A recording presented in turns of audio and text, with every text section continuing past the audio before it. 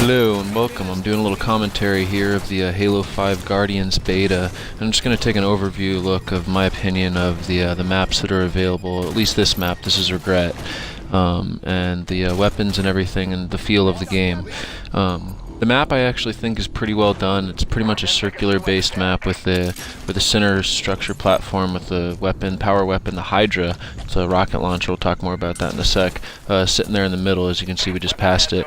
And it feels like the flow pretty much sits on the outside of the map, and only come inside the middle whenever you need. Whenever you're trying to defend for that Hydra weapon, or whenever you're just trying to cut across the map and stuff.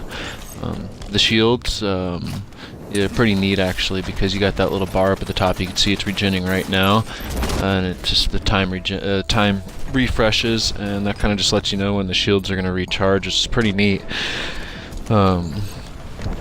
See the BR right here. This is the battle rifle. This game actually has the battle rifle, DMR, pistol, assault rifle. It has all the collection of Halo weapons.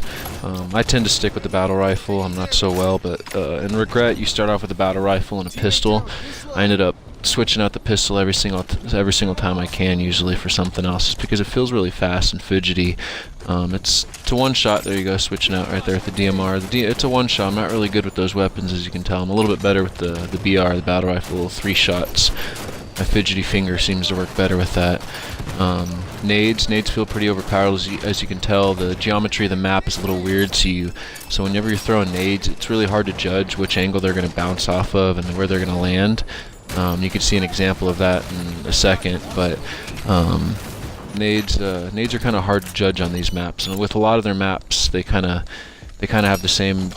Well, at least these alien maps have a lot of the same geometry, where things are all curved corners and stuff, and it's really hard to judge what's going on.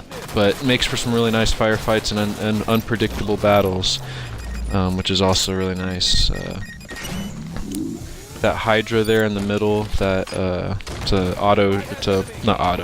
6-shot, I think, 6 or 8-shot rocket launcher that homes in. You could shoot it regularly and it won't home in. It has a delay shot, so it's not super powerful. It takes 2 shots about to the face to kill them.